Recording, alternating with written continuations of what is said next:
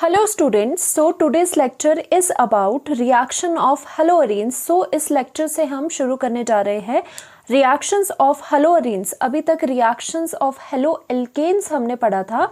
Now we will discuss about the reactions of haloarenes. Arenes का मतलब क्या है? aromatic ring के साथ जब आपका halogen लगता है that is the haloarenes. And haloalkanes में क्या होता था? यहाँ पर एल्काइल ग्रुप लगा होता है दैट इज आर. तो ए आर का मतलब क्या होता है? This is the aromatic ring that is the benzene ring या फिर मोर पर्टिकुलरली इसे फिनाइल रिंग कहा जाता है. और यहाँ पर एक्स लगा होगा तो ये दोनों ही चीज़ें सेम है ना. इसकी रिएक्शन हमने अब डिस्कस करनी है. नाउ जो सबसे पहले रिएक्शन आती है रिएक्शन ऑफ हेलोअरीन्स की जो रिएक्शन आती है, फर्स्ट टाइप ऑफ रिएक्शन जो हेलोअरीन्स देते हैं वो है न्यूक्लियोफिलिक सब्स्टिट्यूशन रिएक्शन. जैसे कि आपने हेलोएल्केन्स में भी करा था, वो भी आपके न्यूक्लियोफिलिक सब्स्टिट्यूशन रिएक्शंस देते थे. कौन कौन सी? SN1 and SN2.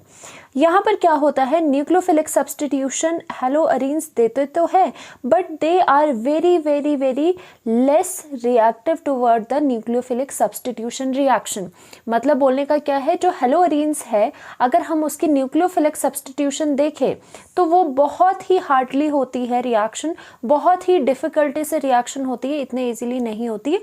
मतलब नॉर्मल कंडीशन में वो रिएक्शन नहीं होगी, हमें थोड़ी डिफरेंट कंडीशंस उसके लिए देनी होती है, हार्ड कंडीशंस देनी होती है, फिर जाके कहीं ना कहीं वो रिएक्शन कुछ एक में रिएक्शन हो पाती है. नाउ पहले लिखे गए कि nucleophilic substitution reaction for haloarenes किस तरह से दिखेगी हमें. Now haloarenes is this. Haloarenes का मतलब है यहाँ पर हमने एरोमेटिक रिंग ले ली एंड ऊपर हमने कोई हेलोजन लगा दिया. Now halogen can be anything, chlorine, bromine, iodine, कुछ भी हो सकता है. एंड यहाँ पर आप न्यूक्लियोफाइल ऐड करोगे that is this is the nucleophile. Suppose this is the nucleophile, जैसे OH नेगेटिव है तो क्या होता था according to the nucleophilic substitution reaction, जो आपका लिविंग ग्रुप है, लिविंग ग्रुप क्या होता है? हलोजन. जैसे यहाँ पर X है, halogen will leave and nucleophile will attach to the carbon. तो यहाँ पर ये न्यूक्लियोफाइल क्या करता है कि जैसे सब्स्टिट्यूशन करता है, इस X को सब्स्टिट्यूट करेगा न्यूक्लियोफाइल. यानी कि आपके पास प्रोडक्ट अगर न्यूक्लियोफिलिक रिएक्शन अगर होती है, वैसे तो बहुत हार्ड है इसका होना, अगर डिफरेंट सर्कमस्टांसेस, पर्टिकुलर सर्कमस्टांसेस अगर होती है तो कुछ आपको इस तरह से देखने को मिलेगी कि न्यूक्लियोफाइल लग जाएगा एंड आपके पास यहाँ हलाइड आयन बाहर को निकलेगा. This is the nucleophilic substitution reaction in the case of haloarenes. But ये क्या है, इस this note is very important कि जो अराइल हलाइड्स है, देखो हेलोअल्केन्स कहो या फिर अराइल हलाइड कहो एक ही बात है, क्योंकि एरोमेटिक रिंग लगी है, अराइल हलाइड हम इसे कह सकते हैं ना. अराइल हलाइड या फिर हेलोअरीन्स कह सकते हैं are very less reactive toward nucleophilic substitution reactions. आपको ये बात याद रखनी होगी, ध्यान में रखनी होगी कि ये जो रिएक्शंस है these are very very less reactive. These are aryl halides are very less reactive toward the nucleophilic substitution reaction. तो क्या होगा? सो जो न्यूक्लियोफिलिक सब्स्टिट्यूशन इन हेलोअरीन्स, ये आपका अरीन लिखा हुआ है यहाँ पर, इन हेलोअरीन्स only happen under certain condition, not under normal condition. तो क्या बोलने का मतलब है? ऐसा नहीं है कि बिल्कुल भी नहीं होती है. बोलने का मतलब ये है कि जैसे हमारा हेलोअल्केन में इजीली न्यूक्लियोफाइल आके सब्स्टिट्यूट कर जाता था, वैसा यहाँ पे नहीं होता अंडर नॉर्मल कंडीशंस. यहाँ पर कुछ अंडर आपकी एक सर्टेन कंडीशंस देनी होती है, हार्ड कंडीशंस देनी होती है, फिर जाके आपकी न्यूक्लियोफिलिक सब्स्टिट्यूशन होती है. अभी इसको भी डिस्कस करेंगे क्योंकि इस यहाँ से जो ये वाला आपका टॉपिक है, इससे एक क्वेश्चन आता है कि ऐसा क्यों होता है कि आपकी जो न्यूक्लियोफिलिक सब्स्टिट्यूशन रिएक्शंस हैं वो आपके हेलोअरीन्स के केस में डिफिकल्ट होती है या लेस रिएक्टिव होते हैं अराइल हलाइड्स. तो इसके अभी हम जस्ट उसका रीज़न करने वाले, पहले देख लेते हैं कि एक्चुअल में कब आपकी न्यूक्लियोफिलिक सब्स्टिट्यूशन रिएक्शन होगी. सो हम देखते हैं कि न्यूक्लियोफिलिक सब्स्टिट्यूशन इन हेलोअरीन्स हैपन्स अंडर फॉलोइंग कंडीशन. होगी तो, बट हमने क्या कहा है, अंडर सर्टेन कंडीशन ये आपकी रिएक्शन होगी. सो फर्स्ट वाला क्या है, फर्स्ट पॉइंट इसका आता है कि आपकी nucleophilic substitution reaction in the case of haloarenes तब होगी जब आपका न्यूक्लियोफाइल स्ट्रॉन्ग है. Strong nucleophile we should have strong nucleophile.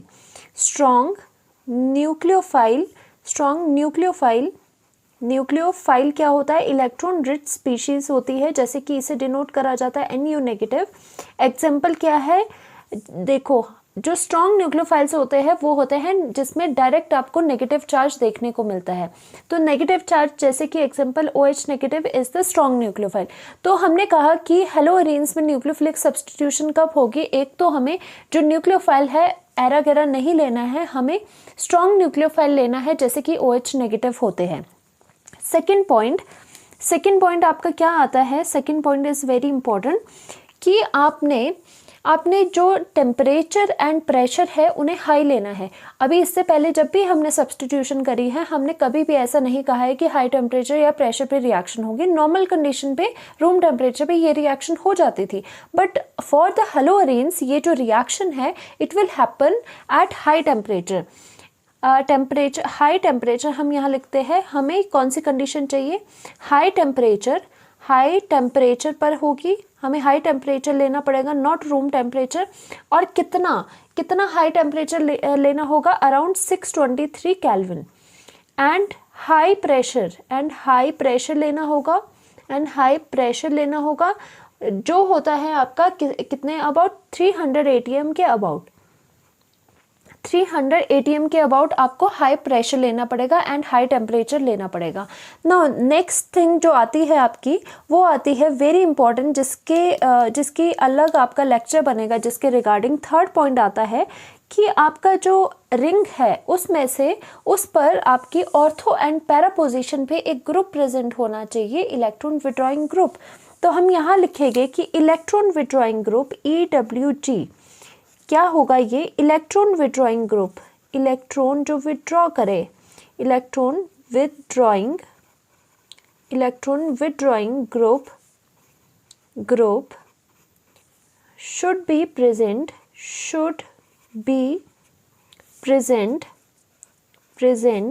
at ortho or para positions, in ring। अब इसकी वजह से क्या होता है? It will increase the reactivity of हेलोअरीन्स।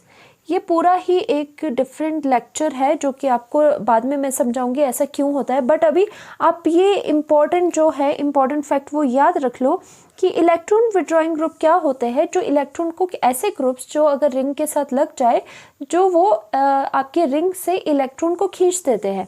For example ऐसे इलेक्ट्रॉन जो विड्रॉइंग ग्रुप्स है वो कौन से हैं? जैसे कि नाइट्रो हो गया, NO2 ग्रुप।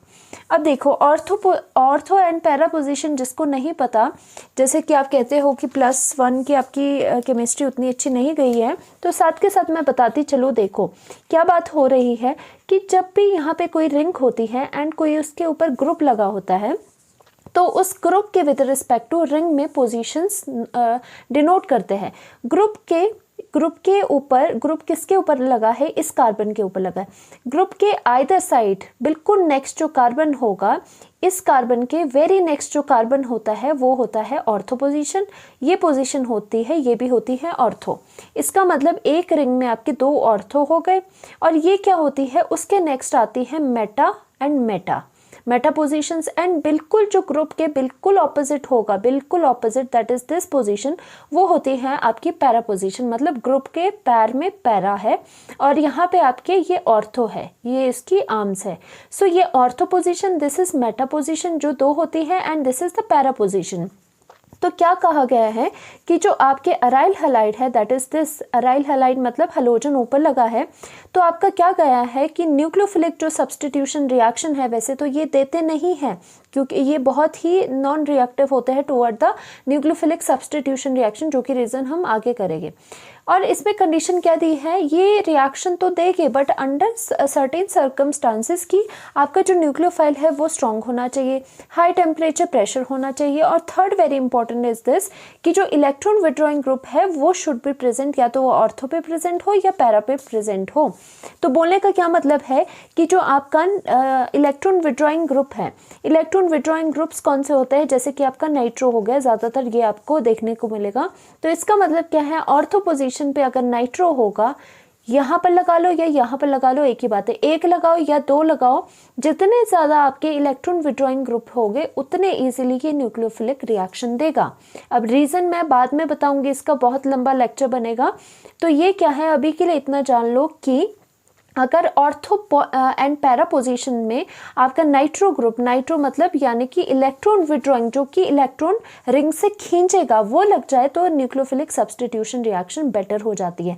या फिर ऐसे भी हो सकता था यहाँ पर नाइट्रो लगा होता, फिर भी न्यूक्लियोफिलिक सब्स्टिट्यूशन कंपैरेटिवली इजीली हो जाती है।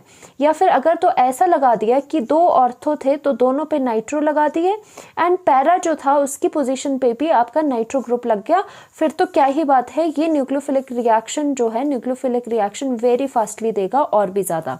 इसका रीज़न हम नेक्स्ट लेक्चर में करेंगे क्योंकि बहुत बड़ा थोड़ा ये टॉपिक है। अभी के लिए सिर्फ ये कंडीशन आप याद रख लो। Now note, only SN2 nucleophilic substitution happens in haloarenes under specific condition। अब देखो, जो न्यूक्लियोफिलिक सब्स्टिट्यूशन है आपने पढ़ा होगा कि वो दो टाइप की होती है, SN1 एंड SN2, और जो हेलो एल्केन्स थे इससे पहले वो दोनों रिएक्शन देते थे और उनके अलग अलग कंडीशन होती थी। बट पहले ये इंपॉर्टेंट जो नोट है वो याद रख लो कि आपका जो SN2 न्यूक्लियोफिलिक सब्स्टिट्यूशन रिएक्शन, अगर सब्स्टिट्यूशन हुई हेलोअरीन्स में अगर सब्स्टिट्यूशन हो भी गई इन कंडीशन को लगा के, फिर भी जो आपकी जो रिएक्शन है वो सिर्फ आपकी SN2 होगी, आपकी SN1 कभी भी नहीं होती है हेलोअरीन्स में, चाहे आप कोई भी कंडीशन क्यों ना लगा दो। हमेशा याद रखना है, SN1 can not happen in haloarenes. This is very important. SN1 cannot happen in haloarenes under any condition। कोई भी कंडीशन आप लगा लो, SN1 कभी भी नहीं होगी हेलोअरीन्स में। ज़्यादा जोर लगाने से SN2 तो फिर भी हो जाएगी, वो भी इतने इजीली नहीं होती है। आपने जोर लगाया तो SN2 हो जाएगी, SN1 फिर भी नहीं होगी। अब इसका रीज़न भी मैं आगे बताने वाली हूँ। बिल्कुल, ये इस पेज पे आपका क्या था, जस्ट आपके नोट्स थे कि क्या क्या कैसे होता है। अब हम रीज़न की तरफ चलते हैं जो इम्पोर्टेंट है, जो क्वेश्चन की तरह आता है कि न्यूक्लियोफिलिक सब्स्टिट्यूशन में, जो कि आपके दिमाग में भी अभी आ रहा होगा क्वेश्चन कि न्यूक्लियोफिलिक सब्स्टिट्यूशन रिएक्शन में आपकी nucleophilic substitution reaction in the case of haloarenes क्यों डिफिकल्ट होती है, इजीली वो रिएक्शन क्यों नहीं होती। अब हम करते हैं वेरी वेरी इंटरेस्टिंग क्वेश्चन जो कि एनसीईआरटी में आपका गिवन है, और ये क्वेश्चन आपसे पूछा जा सकता है कि वाई हेलोअरीन्स या फिर aryl halides are extremely less reactive toward the nucleophilic substitution reaction.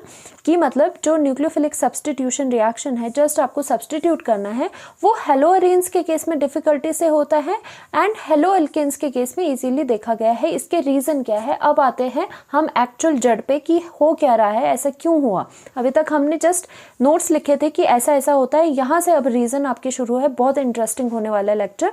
Now first is जो रीज़न है ऐसा क्यों होता है, इसके 4 रीज़न है आपके। फर्स्ट रीज़न आपका है रेजोनेंस इफेक्ट, क्योंकि रेजोनेंस इसमें होती है। देखो क्या है, जो आपका अराइल हलाइड है उसमें एरोमेटिक रिंग आपकी लगी है। अगर हम ये बताना चाहे तो यहाँ पर इस तरह से देखो कि ये जो है आपकी यहाँ पर एरोमेटिक रिंग है, अराइल का मतलब होता है एरोमेटिक रिंग, एंड यहाँ पर क्या है, सपोज आपका यहाँ पर हम ले लेते हैं क्लोरीन, हलोजन ही लगा है तो यहाँ पर क्लोरीन ले लेते हैं। सो आपको पता होना चाहिए जो क्लोरीन होता है उसके पास 3 लोन पेयर होते हैं इस तरह से। नाउ क्या हो जाएगा यहाँ पर कि आपका रेजोनेटिंग स्ट्रक्चर्स अगर आप बनाओगे, रेजोनेंस क्या होता है, रेजोनेंस होती है आपकी कॉन्टिन्यूअस मूवमेंट ऑफ इलेक्ट्रॉन्स, कि आपके इलेक्ट्रॉन्स कॉन्टिन्यूसली मूव कर रहे हैं रिंग में, या फिर आपकी जो ये इलेक्ट्रॉन्स है, लोन पेयर्स है, वो भी यहाँ पे रिंग में आ रहे हैं। तो देखो इसमें कैसे होगा, इसमें किस तरह से आपकी मूवमेंट होगी, यहाँ से जो लोन पेयर्स है वो क्या करेगी, यहाँ से बॉन्ड बना देंगे। पहले तो आप ये सीखो कि पहले ये थ्योरी रहने दो, सबसे पहले ये देखो कि जो अराइल हैलाइड्स है उसके रेजोनेटिंग स्ट्रक्चर पहले बना के देखते हैं, क्योंकि आपको रेजोनेटिंग स्ट्रक्चर्स भी बनाने आने चाहिए। फिर वहाँ से कोई रिजल्ट निकलेगा, रिजल्ट दिखेगा आपको, फिर हम उसको डिस्कस करेंगे। फर्स्टली क्या होता है, रेजोनेटिंग स्ट्रक्चर्स कैसे बनाने हैं, इसके पास लोन पेयर है, लोन पेयर से आपने जाना है इसमें बॉन्ड में, मतलब जो ये इलेक्ट्रॉन्स है, इलेक्ट्रॉन से आपने बॉन्ड में जाना है, और ये बॉन्ड से आपने यहाँ पे इलेक्ट्रॉन्स इस पॉइंट पे दे देने हैं, और ये जो पॉइंट्स होते हैं ये क्या होते हैं, कार्बन होते हैं। नो, और देखो दिखाने का किस तरह से वे है, जा कौन सा रहा है, बॉन्ड कौन सा आगे को मूव कर रहा है, अंदर वाला बॉन्ड आगे को जा रहा है। पर यहाँ पे आप अंदर एरो नहीं लगा सकते, तो आप एरो यहीं से लगाते हो, पर वो अंडरस्टूड होता है कि अंदर वाला जो बॉन्ड है वो आगे को गया है। ठीक है, देखो बिल्कुल बारीक चीज़ है, जो आप जहाँ पर कंफ्यूज होते हो वहाँ मैं आपकी कन्फ्यूजन दूर करती चली जा रही हूँ कि यहाँ पर जो बॉन्ड का मूवमेंट है वो ये बॉन्ड जा रहा है, ये बाहर वाला देखो जो सिंगल बॉन्ड है वो नहीं जाता, जो डबल बॉन्ड है वो मूव करता है, क्योंकि उसमें जो इलेक्ट्रॉन्स होते हैं वो ज़्यादा फ्री होते हैं, तो जो जिसमें इलेक्ट्रॉन फ्री हो गए वो ज़्यादा इजीली मूव करेगा। सो नाउ यहाँ से इलेक्ट्रॉन का बॉन्ड बना और अंदर वाले बॉन्ड का इलेक्ट्रॉन बना, तो हम जस्ट यहाँ तक ही एरो दिखाते हैं, इसको अंदर नहीं ले जाना है, यहीं से दिखाते हैं। अंडरस्टूड हो रहा है, अंदर वाला बॉन्ड का क्या बन रहा है, यहाँ पे इलेक्ट्रॉन जा रहे हैं, बॉन्ड का इलेक्ट्रॉन बन गया। तो देखो क्या होगा, और इसमें जो एरोस होते हैं वो डबल हेडेड एरोस होते हैं, वो डिनोट करता है कि आप रेजोनेटिंग स्ट्रक्चर्स लिख रहे हो। नाउ इसके बाद आपके पास ये वाला सेकंड रेजोनेटिंग जो स्ट्रक्चर्स बनेगा वो कैसा बनेगा। अब यहाँ पर आपका क्लोरीन था, अब क्या क्लोरीन ने क्या करा, अपने इलेक्ट्रॉन दे दिए, तो क्लोरीन पर ऑब्वियसली आपका पॉजिटिव साइन तो आ जाएगा, क्योंकि क्लोरीन ने अपने इलेक्ट्रॉन दिए, तो खुद क्या हुआ, ये खुद इस पर डेफिशिएंसी आ गई। नाउ क्लोरीन ने इलेक्ट्रॉन दिए, तो यहाँ पर जो सिंगल बॉन्ड था उसका क्या बन गया, डबल बॉन्ड बन गया, क्योंकि इलेक्ट्रॉन ने बॉन्ड बनाया है ना। बॉन्ड किस में गया है, इलेक्ट्रॉन्स में गया है। यहाँ पर बाकी जो बॉन्ड्स है वो तो एज इट इज हो गए, क्योंकि उनको कुछ हमने नहीं छेड़ा है ना। ये जो बॉन्ड है ये इस कार्बन पे, जो कि आपको दिखाते नहीं है, कार्बन लिख के अंडरस्टूड होता है, जो ये पॉइंट्स होते हैं वो कार्बन होता है। ये जो अंदर वाला बॉन्ड है, बॉन्ड का इलेक्ट्रॉन में चला गया, मतलब बॉन्ड कन्वर्ट हो गया इलेक्ट्रॉन में, और इलेक्ट्रॉन को हम एक्स्ट्रा जो इलेक्ट्रॉन है उसको कैसे दिखाते हैं, नेगेटिव साइन से। तो हमने यहाँ पे जो ये इलेक्ट्रॉन गए थे, बॉन्ड से इलेक्ट्रॉन यहाँ पर गए थे, उसे नेगेटिव साइन से दिखाया। क्लियर है। नाउ व्हाट हैपन्स कि यहाँ से अब कॉन्टिन्यूस मूवमेंट होनी है ना, तो क्या होगा, यहाँ तक जहाँ तक आप पहुँचे हो वहीं से शुरू करो। यहाँ तक पहुँच गए, अब क्या होगा, जो ये इलेक्ट्रॉन्स थे, इलेक्ट्रॉन अब बॉन्ड बना देंगे, अगेन वही, और जो बॉन्ड होगा वो इलेक्ट्रॉन बना देगा। बिल्कुल आपका यही चलेगा सारा, कि बॉन्ड जो है वो इलेक्ट्रॉन में चला जाएगा, जो इलेक्ट्रॉन है वो बॉन्ड बना देगा। नाउ नेक्स्ट जो रेजोनेटिंग स्ट्रक्चर है इसका, वो क्या हो जाएगा कि डबल बॉन्ड, यहाँ पर क्लोरीन तो है एंड पॉजिटिव साइन इस पर पहले से है, इस बॉन्ड को हमने कुछ नहीं करा, और यहाँ पर क्या हुआ, जो इलेक्ट्रॉन्स थे एक्स्ट्रा वो आगे चल के यहाँ पर एक और बॉन्ड बना गए, तो एक बॉन्ड तो पहले से था, एक बॉन्ड आपका इसका ये आ जाएगा, और जो ये बॉन्ड था अंदर, उसने क्या किया, उसने अपने इलेक्ट्रॉन आगे टिप पे दे दिए, किसकी, कार्बन टिप पे दे दिए, कार्बन के ऊपर दे दिए, तो इस टिप पे क्या होगा, इस टिप पे आपका नेगेटिव साइन आ जाएगा। फिर से वही चीज़ होगी रिपीट, कि आपका जो इलेक्ट्रॉन है, इलेक्ट्रॉन से आप बॉन्ड बनाओगे, और जो ये अंदर बॉन्ड है वो टिप पर चला जाएगा। इस बॉन्ड को आगे मूव नहीं करना है, बॉन्ड से आपको इलेक्ट्रॉन बनाने हैं, इलेक्ट्रॉन में कन्वर्ट करना है। सो क्या हो जाएगा कि यहाँ पर एक और आपका रेजोनेटिंग स्ट्रक्चर बन जाएगा, जो कि कैसे होगा, यहाँ पर आपका ये जो रिंग है वो है, यहाँ पर आपकी डबल बॉन्ड क्लोरीन आ जाएगा, यहाँ पर पॉजिटिव आएगा। दिस इज सिंगल बॉन्ड, इसको कुछ नहीं हुआ। अब क्या होगा, जो इलेक्ट्रॉन है वो आगे बॉन्ड बनाएगी, तो आपने यहाँ बॉन्ड बना दिया। जो यहाँ के बॉन्ड थे वो यहाँ पे इलेक्ट्रॉन दे देंगे, वो यहाँ पर इलेक्ट्रॉन दे देगी, तो यहाँ पर क्या हो जाएगा, यहाँ पर नेगेटिव साइन आ जाएगा। अब क्या होगा, इसके आगे जब मूव करोगे आप, मूवमेंट कैसी होगी कि यहाँ से बॉन्ड जो इलेक्ट्रॉन्स थे वो बॉन्ड में कन्वर्ट हो जाएंगे और बॉन्ड से आगे ये इलेक्ट्रॉन दे देगा, तो आपके पास अगेन यही रेजोनेटिंग स्ट्रक्चर बन जाएगा। इसीलिए हम आगे दोबारा नहीं बना रहे, क्योंकि मूवमेंट करने से, फाइनल मूवमेंट करने से आपको यही वाली चीज़ मिल रही है, इसीलिए हमने स्टॉप कर दिया। इसका मतलब आपको 1 2 3 4 रेजोनेटिंग स्ट्रक्चर्स मिल गए। अब देखो रीज़न क्या है कि क्यों जो हेलो अरेन्स है वो आपकी लेस रिएक्टिविटी होती है toward the nucleophilic substitution reaction. Now अगर आप ध्यान से देखोगे कि यहाँ पर जैसे हम देखते हैं अराइल हैलाइड को, वो सिंगल बॉन्ड दिखता है कार्बन एंड क्लोरीन से। अब होना क्या है, जब न्यूक्लियोफिलिक सब्स्टिट्यूशन होनी है, देखो ध्यान से, यहाँ पर अगर न्यूक्लियोफिलिक सब्स्टिट्यूशन होनी है, this is your aryl, this is your halide, तो यहाँ पर जब न्यूक्लियोफाइल आएगा, होता क्या है, ये डेल्टा नेगेटिव होता है और ये जो कार्बन होगा, यहाँ पर ये कार्बन होगा, वो क्या होगा, डेल्टा पॉजिटिव होगा।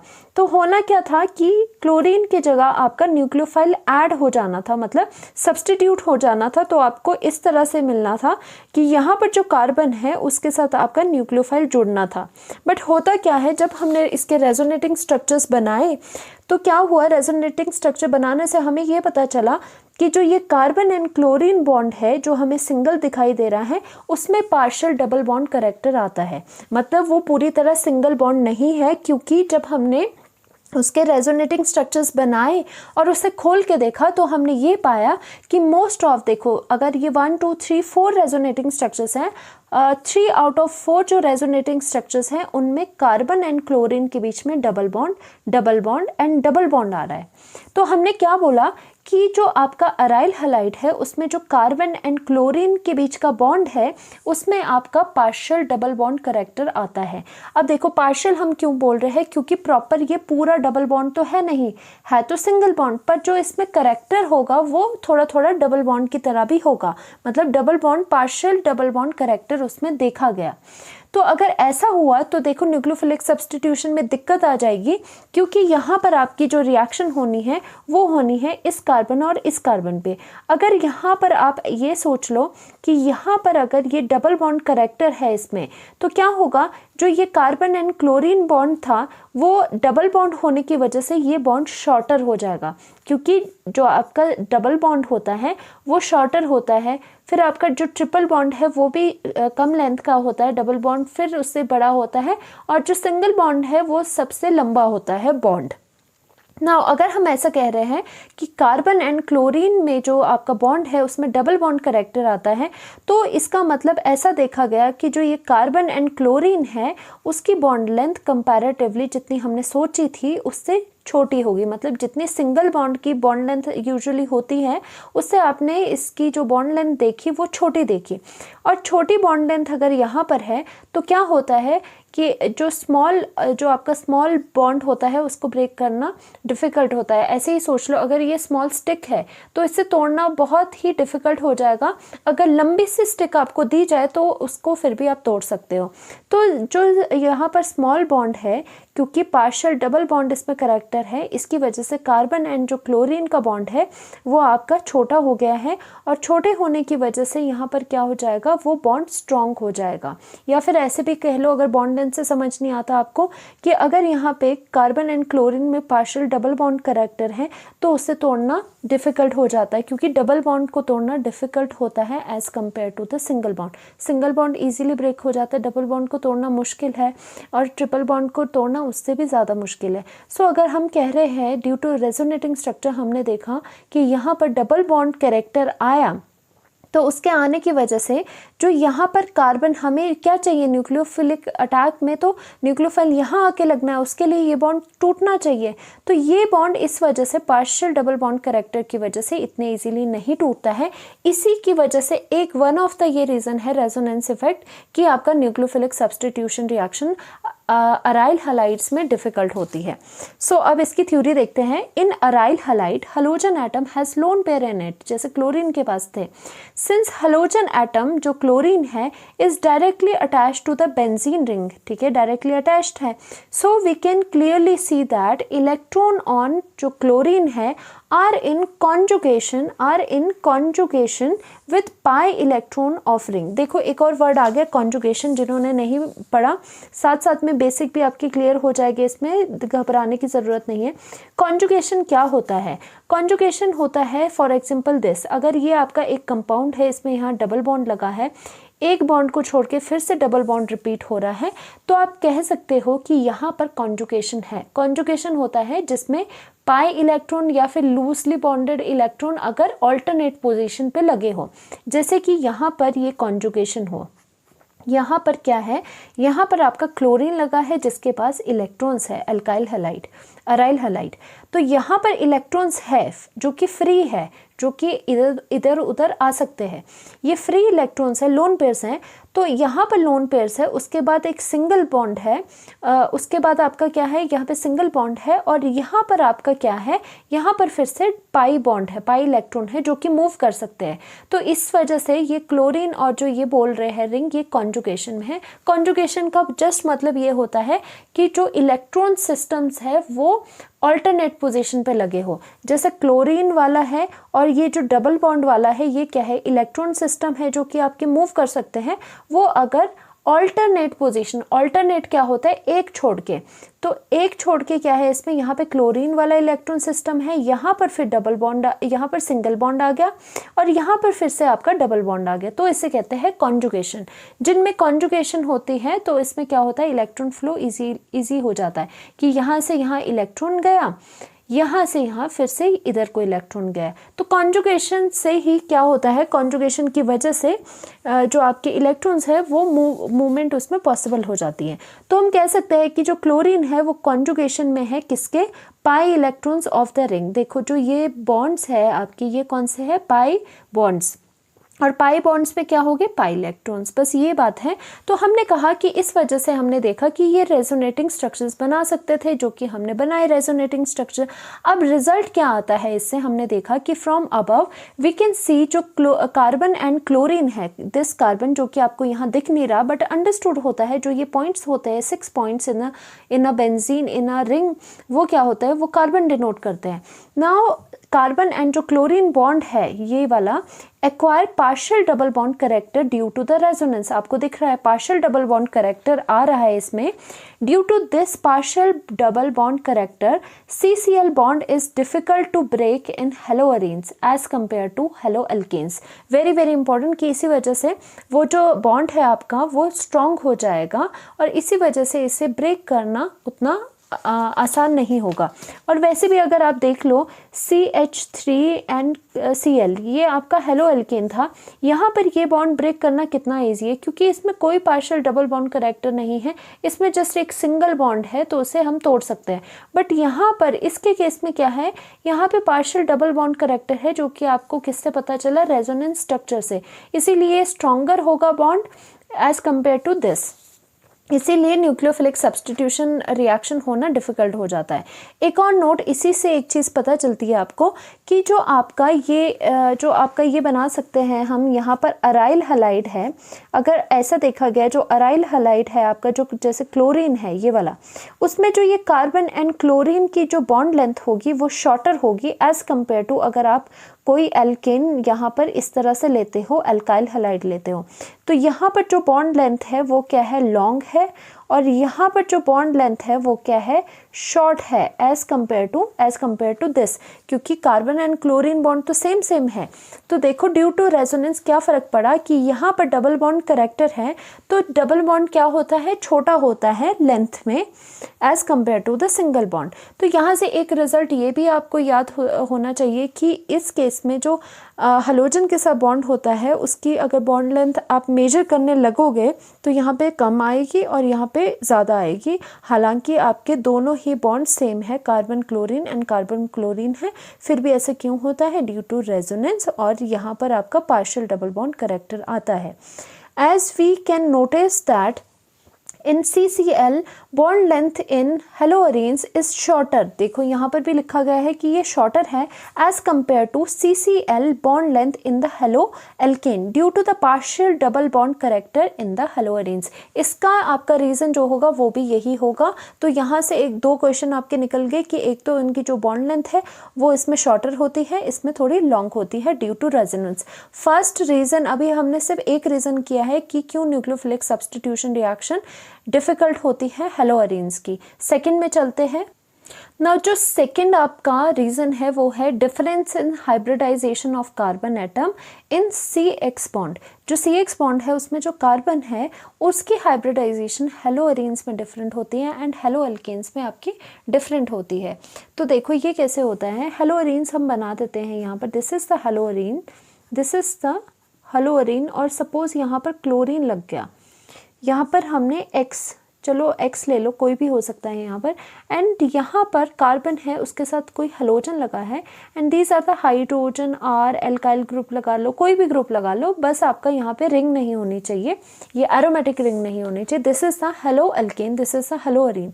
अब क्या बोला जा रहा है कि यहाँ पर जो मेन आपको स्टडी करना होता है कार्बन एंड X वाला बॉन्ड, कार्बन एंड X वाला बॉन्ड, उसमें जो कार्बन है उसकी हाइब्रिडाइजेशन डिफरेंट है और उससे भी आपका फ़र्क पड़ रहा है ना। देखो हाइब्रिडाइजेशन कैसे देखी जाती है, आपको देखना होता है number of sigma bonds. Sigma bonds क्या होते हैं, नंबर ऑफ सिंगल बॉन्ड्स कितने हैं इसमें। तो इस कार्बन के साथ कितने सिंगल बॉन्ड है, 1 2 3 एंड 4। अगर आपके 4 सिंगल बॉन्ड्स है, देखो 4 अगर सिग्मा बॉन्ड्स है तो हाइब्रिडाइजेशन आपकी क्या हो जाती है, sp3, क्योंकि 3 + 1 भी आपका 4 ही होता है। और sp2 के केस में क्या होगा आपके, इसका मतलब 3 सिग्मा बॉन्ड्स हो गए तो वहाँ पे आपके sp2 हाइब्रिडाइजेशन होगी। या फिर अगर ये भी आपको कंफ्यूजिंग लगता है तो डायरेक्टली एक चीज़ याद रखना, जहाँ पर ऑल सिंगल बॉन्ड अगर आपका है तो हाइब्रिडाइजेशन उस कार्बन की sp3 हमेशा ही रहेगी। अगर कोई भी डबल बॉन्ड या फिर ट्रिपल बॉन्ड नहीं है, अगर आपका डबल बॉन्ड है किसी कार्बन के साथ तो उसकी हाइब्रिडाइजेशन, उस कार्बन की हाइब्रिडाइजेशन हमेशा sp2 होती है।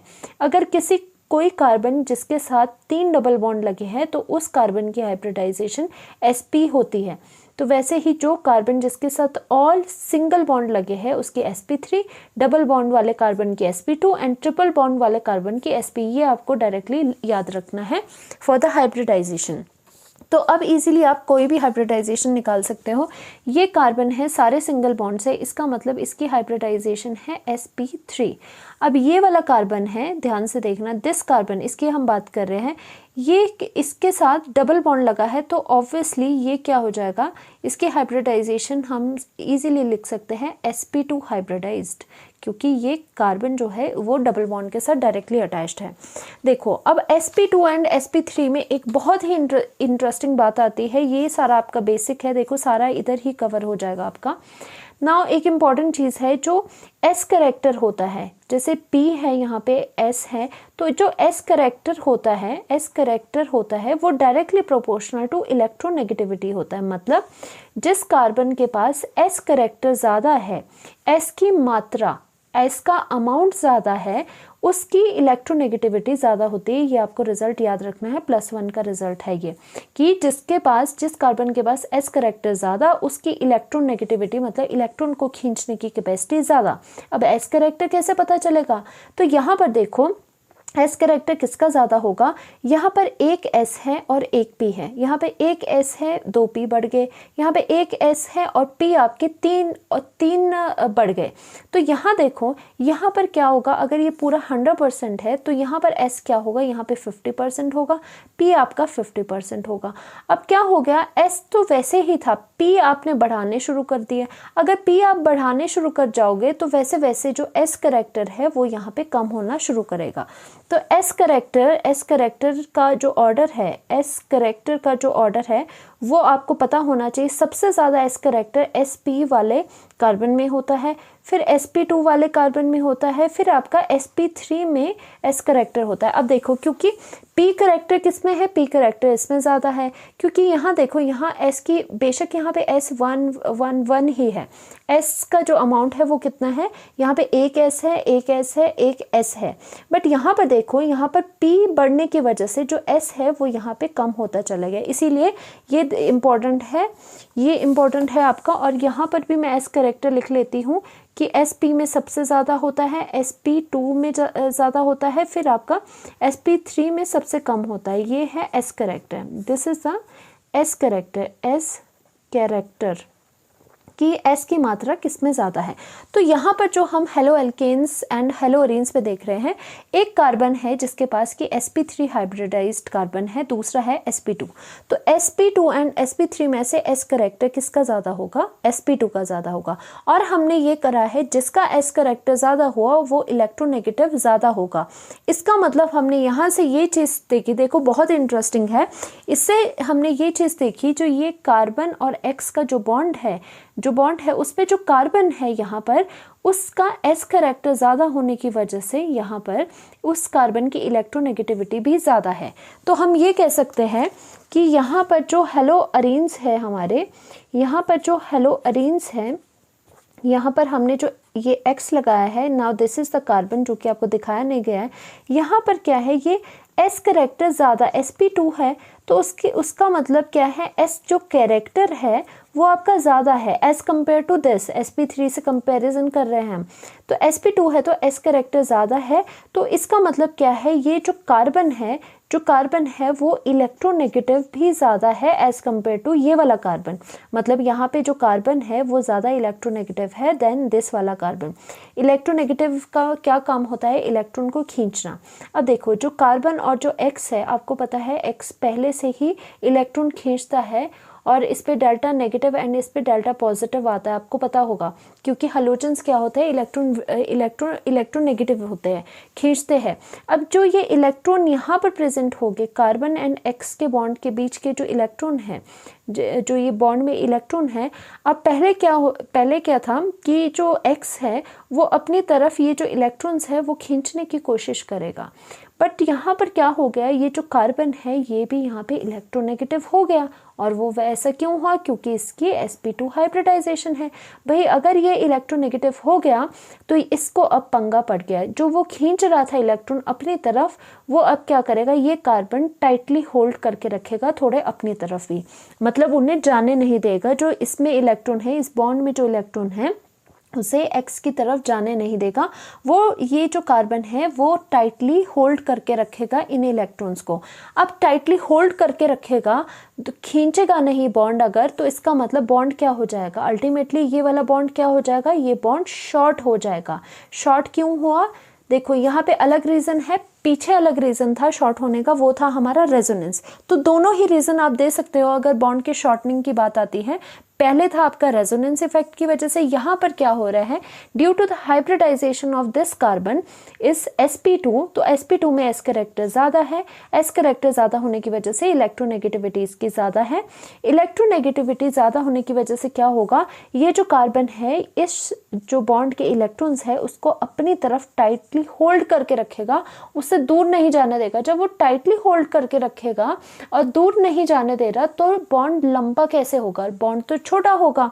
अगर ये दूर जाने देता तो अगर ये मान लो ये कार्बन अगर दूर जाने देता, जैसे कि यहाँ पर है, यहाँ पर दिस इज एक्स और यहाँ पर हाइड्रोजन R एंड R' है, ठीक है, तो इस केस में यहाँ पर हाइब्रिडाइजेशन sp3 है, तो यहाँ पर उतना एस कैरेक्टर ज़्यादा नहीं है एज़ कम्पेयर टू दिस। इसमें क्या करेगा, ये उतना एस कैरेक्टर ज़्यादा नहीं होगा, तो इसमें क्या होगा, ये उतना इलेक्ट्रोनेगेटिव नहीं होगा, और जो इस बॉन्ड में शेड पेयर ऑफ इलेक्ट्रॉन है वो उसको उतना टाइटली अपने तरफ नहीं खींच के रखेगा, उसको जाने देगा इसकी तरफ। इसकी वजह से जब ये इलेक्ट्रॉन इसकी तरफ जाने लग रहे हैं तो ये बॉन्ड अल्टीमेटली क्या है, थोड़ा लंबा हो जाएगा, क्योंकि इलेक्ट्रॉन इसकी तरफ जाते आपको नज़र आ रहे हैं। यहाँ पर ये जाने नहीं देगा, होल्ड करके रखेगा, इसकी वजह से यहाँ पे ये जो बॉन्ड आएगा ये शॉर्ट आएगा, और ये जो बॉन्ड आएगा इसकी वजह से ये लॉन्ग आएगा। यहाँ तक तो हम पहुँच गए, बिकॉज यहाँ पर शॉर्ट बॉन्ड आपका शॉर्ट बन रहा है, यहाँ पे लॉन्ग बन रहा है। अगेन वही चीज़ है कि न्यूक्लियोफिलिक सब्स्टिट्यूशन रिएक्शन में एक्चुअल में आपको इन बॉन्ड्स को तोड़ना पड़ता है। तो अब लॉन्ग बॉन्ड जो है वो ईजिली टूट जाता है, एंड जो ये शॉर्ट बॉन्ड है वो ईजिली ब्रेक नहीं होता। वो जो ब्रेक है वो इजीली नहीं होगा, तो एसएन जो रिएक्शन है वो आपकी क्या हो जाएगी, स्लो हो जाएगी, डिफ़िकल्ट हो जाएगी। वो ये डिफ़िकल्ट हो जाएगी होने में, न्यूक्लियोफिलिक सब्स्टिट्यूशन रिएक्शन में ये बॉन्ड टूटता है। अब क्या है, ये bond due to this effect, जो आपके हाइब्रिडाइजेशन का डिफरेंस है दोनों में, उसकी वजह से ये शॉर्ट हो रहा है। इसकी होने की वजह से ये बॉन्ड ब्रेक इजीली नहीं होता। इसी वजह से आपके जो न्यूक्लियोफिलिक सब्स्टिट्यूशन रिएक्शन है इसमें इजीली हो जाती है, इसमें डिफ़िकल्टी से होती है, स्लो और डिफ़िकल्टी से होती है। तो यही सारा आपका लिखा गया है, पढ़ लेते हैं इसे। sp2 hybrid carbon has more s character than the sp3 carbon, जो आपको ट्रेंड में बताया गया है। सो s करेक्टर ज़्यादा तो इलेक्ट्रोनेगेटिविटी उस एटम की ज़्यादा। And as an haloarene atom carbon is sp2 hybridized in CX bond. देखो CX बॉन्ड जो हेलोअरीन्स का है ये वाला, उसमें जो कार्बन है वो आपको दिख रहा है, आपने पहले देख लिया sp2 हाइब्रिडाइज्ड है, क्योंकि कार्बन के साथ डबल बॉन्ड है, और डबल बॉन्ड कार्बन आपका क्या होता है, sp2 होता है, हमेशा याद रखना।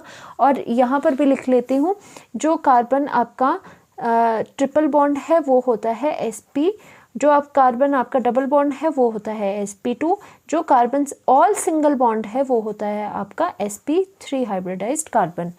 सो यहाँ पर आपने देखा कि इसकी जो हाइब्रिडाइजेशन है वो sp2 है इन CX बॉन्ड के कार्बन में। So it will have more s character as compare to sp3 carbon in the haloalkane. So यहाँ पे मोर s करेक्टर इस कार्बन के पास आ गया।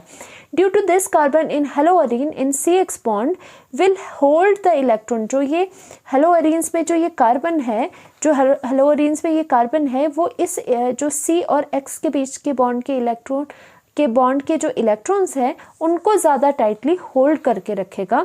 सो वही बोला है, it will hold the electron pair of CX bond more tightly than sp3 in haloalkanes. Due to this, CCl bond in haloarene will be shorter than the CCl bond in haloalkane. एक तो ये reason है short होने का, दूसरा aromaticity से भी था। यहाँ पर भी क्या हुआ, अल्टीमेटली इसकी वजह से ये बॉन्ड शॉर्टर हो गया। देखो अगर देखना चाहो तो कार्बन एंड क्लोरीन का जो बॉन्ड है इसमें वो 169 पिकोमीटर होता है, एंड हेलोअल्केन्स में वही जो बॉन्ड है वो 177 पिकोमीटर होता है। मतलब ये लंबा बॉन्ड है, ये छोटा बॉन्ड है। So it is difficult to break shorter bond than the longer bond. आपको पता है छोटी स्टिक्स को तोड़ना मुश्किल होता है, बड़ी लंबी स्टिक्स को तोड़ना इजी होता है। वैसे ही same goes with the bonds. Hence, haloarenes are less reactive than the haloalkanes to a nucleophilic substitution reaction, because nucleophilic substitution में आपको कार्बन एंड क्लोरीन ये बॉन्ड तोड़ने पड़ते हैं। तो एक रीज़न ये है। देखो जो आपका जो आपकी एरोमेटिसिटी से था, और जो आपकी रेजोनेटिंग स्ट्रक्चर से था, और जो आपका ये डिफरेंस इन हाइब्रिडाइजेशन है, दोनों में वैसे यही रिजल्ट आ रहा है कि यहाँ पे इनकी बॉन्ड लेंथ शॉर्ट हो रही है, यहाँ पे लॉन्ग हो रही है। इसकी वजह से यहाँ पर इसे जो बॉन्ड है उसको तोड़ना डिफिकल्ट है। तो ये दो रीज़न है। नेक्स्ट रीज़न पे चलते हैं। Next reason is the instability of phenyl cation. देखो क्या होता है कि जब हम न्यूक्लियोफिलिक सब्स्टिट्यूशन रिएक्शन करते हैं उसमें एक आती है SN1।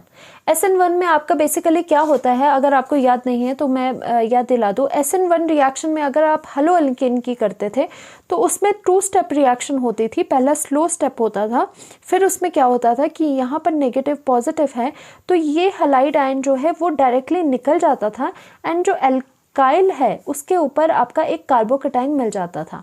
फिर ये कार्बोकटाइन के साथ आपका जो न्यूक्लियोफाइल है वो अटैक करके R न्यूक्लियोफाइल इस तरह से लग जाता था, और कार्बोकटाइन आपका इस केस में SN1 है तो कार्बोकटाइन स्टेबल होना चाहिए था। तो इसमें क्या किया, जब आप फिनाइल लोगे, आपका यहाँ पर R की जगह एरोमेटिक रिंग आपकी लग जाएगी। एरोमेटिक रिंग इस तरह से अगर आपकी लग जाएगी, एंड यहाँ पर क्या है, यहाँ पर आपका हलोजन है। तो ऐसे केस में क्या होता है, अगर आप SN1 प्रॉपरली करवाना चाह रहे हो इस केस में, तो देखो क्या होगा, यहाँ पर अगर आपका ये X निकल गया, ये हलाइड निकल गया इलेक्ट्रॉन लेके, तो आपके पास यहाँ पर रिंग है और ये कार्बन है, यहाँ से निकला ना, यहाँ से निकला हैलोजन, तो इस कार्बन पे क्या हुआ, यहाँ पर डेफिशिएंसी आ गई क्योंकि सारे इलेक्ट्रॉन यही लेके निकल गया। तो ये यहाँ पर कार्बोकैटायन बोलते थे, यहाँ पर कौन सा है, फिनाइल कटायन। इसे क्या कहेंगे, this is the phenyl cation, कि जो फिनाइल रिंग है उसके ऊपर एक कटायन लगा है। This cation is very unstable, this is very very unstable. और हमें पता है जब हमें SN1 रिएक्शन देखनी है तो भाई कटायन जो है वो तो स्टेबल होना ही चाहिए। यहाँ तो पहले ही हमारा जो कटायन है वो अनस्टेबल आ गया। इसी वजह से ये थर्ड रीज़न है पर्टिकुलरली किसके लिए, फॉर द सब्सटीट्यूशन रिएक्शन में भी SN1 को एक्सप्लेन इसने करा है कि आपका जो फिनाइल रिंग बनेगा SN में, फिनाइल कटायन बनेगा। यहाँ पर मैं लिख लेती हूँ, सपोज ऐसा है आपकी रिएक्शन, यहाँ पर X लगा है, तो इसकी वजह से जब आयनाइजेशन होगी, मतलब ये आयन में टूट के X नेगेटिव बनाएगा एंड यहाँ पर आपका पॉजिटिव बचेगा। This is the phenyl ion, phenyl cation. तो जो ये फिनाइल कटायन है formed in the haloarenes is very very unstable and it is not stabilize by the resonance. और अगर हम कोशिश भी करें इसके रेजोनेटिंग स्ट्रक्चर बनाने के, ये इसके रेजोनेटिंग स्ट्रक्चर आपके नहीं बनेंगे। सो ऐसे केस में क्या हो जाएगा, ऐसे केस में हम बोल सकते हैं कि जो आपके हेलोअरीन्स है उसमें SN1 रिएक्शन तो कभी भी नहीं होगी, नेवर हैपन्स। अगर आपकी जोर लगा के कोई रिएक्शन करके, जैसे कि स्ट्रॉन्ग न्यूक्लियोफाइल ले रहे हो, टेम्परेचर हाई कर रहे हो, प्रेशर हाई कर रहे हो, फिर भी आपकी जो रिएक्शन है वो SN2 हो जाएगी, SN1 कभी भी नहीं होती है। This is very very important. और जो आपका पहले नोट लिखाया गया था पहले पेज में कि SN2 रिएक्शन तो फिर भी हो जाएगी पर SN1 रिएक्शन किसी भी सर्कमस्टेंस में नहीं होती। अगर आपसे पूछे ऐसा क्यों होता है तो आप कहोगे कि जो SN1 रिएक्शन करवाने की कोशिश अगर हम करें अराइल हैलाइड्स की, तो उसमें जो एक फिनाइल कटायन बनेगा, this is very unstable and this is not at all stabilized by the resonance, और वो रेजोनेंस से भी स्टेबलाइज नहीं होता। सो इसका मतलब जो हेलोअरीन्स होते हैं उसमें SN1 रिएक्शन कभी भी नहीं होगी, चाहे आप जितनी भी मर्जी कोशिश कर लोगे। बट अगर आप temperature high and pressure high दोगे और दूसरी चीज़ें आप करोगे तो आपकी SN2 होगी, फिर भी SN1 कभी भी नहीं होगी। So this was the important. And fourth आता है आपका वेरी बेसिक चीज़ जो कि है इलेक्ट्रॉन रिपल्शंस। देखो सबसे बेसिक है, बेसिक रीज़न ये है क्योंकि यहाँ पर क्या है, देखो कॉम्प्लिकेटेड रीजंस क्या थे, फर्स्ट टू थे जो कि इम्पॉर्टेंट थे, और ये तो बिल्कुल ही बेसिक रीज़न है कि यहाँ पर जो अराइल रिंग है, जो ये फिनाइल रिंग है जैसे कि ये है, उसमें जब आपका न्यूक्लियोफाइल ऐड हो रहा है, न्यूक्लियोफाइल सब्सटीट्यूट जब आप कर रहे हो, तो न्यूक्लियोफाइल क्या है, न्यूक्लियोफाइल भी आपकी एक इलेक्ट्रॉन रिच स्पीशीज़ है, इलेक्ट्रॉन रिच स्पीशीज़ है कि इसके पास इलेक्ट्रॉन रिच है। इलेक्ट्रॉन रिच स्पीशीज होने की वजह से इसके पास इलेक्ट्रॉन्स हो गए। और यहाँ पर आप देख सकते हो एक्चुअल में होना क्या था, यहाँ से X निकलना था और कार्बन और न्यूक्लियोफाइल का यहाँ पे बॉन्ड बनना था। बट यहाँ पर क्या होगा, आप यहाँ पर इसकी ये फिनाइल रिंग भी देख सकते हो।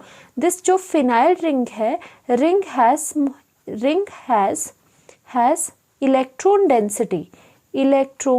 इलेक्ट्रॉन डेंसिटी या फिर electrons, ring has enough electrons, और इसकी वजह से क्या हो जाएगी, यहाँ पर रिपल्शन हो जाएगी। जो न्यूक्लियोफाइल आ रहे हैं वो भी, उसके पास भी बहुत इलेक्ट्रॉन रिच स्पीशीज़ है। यहाँ पर जो आपके पास आ रहे हैं इसको रिप्लेस करने के लिए, उसके साथ जो रिंग लगी है उस पर भी तो गौर करो, उसके पास देखो कितने ज़्यादा इलेक्ट्रॉन्स है, क्योंकि ये इलेक्ट्रॉन्स कैसे होते हैं, ऊपर नीचे क्लाउड बना के रहे होते हैं ये वाले जो पाई इलेक्ट्रॉन्स आपको दिख रहे हैं। तो यहाँ पर क्या होगी, यहाँ आपकी इलेक्ट्रॉन रिपल्शन होगी, जिसकी वजह से एक ये भी रीज़न है जिसकी वजह से जो न्यूक्लियोफिलिक सब्सटीट्यूशन रिएक्शन है अराइल हैलाइड में वो आपका नहीं होता, बहुत ही डिफ़िकल्टी से होता है। अब नेक्स्ट लेक्चर में यहाँ तक ये रीजंस थे। नेक्स्ट लेक्चर में हम ये देखेंगे कि ऐसी कंडीशन जो आपने ऑर्थो एंड पैरा की बताई थी कि उसमें इलेक्ट्रॉन विड्रॉइंग ग्रुप होने चाहिए, ऐसा क्यों होता है कि ऑर्थो एंड पैरा पोजीशंस पे अगर हम इलेक्ट्रॉन विड्रॉइंग ग्रुप लगाएंगे तो जो सब्सटीट्यूशन रिएक्शन है वो कहीं हद तक फिजिबल हो जाती है। So thank you so much. अगर यहाँ तक लेक्चर में पहुँच गए हो तो कमेंट करके ज़रूर बताना, एंड कोई अगर डिफ़िकल्टी है, डाउट है तो पूछ भी लेना। Thank you so much.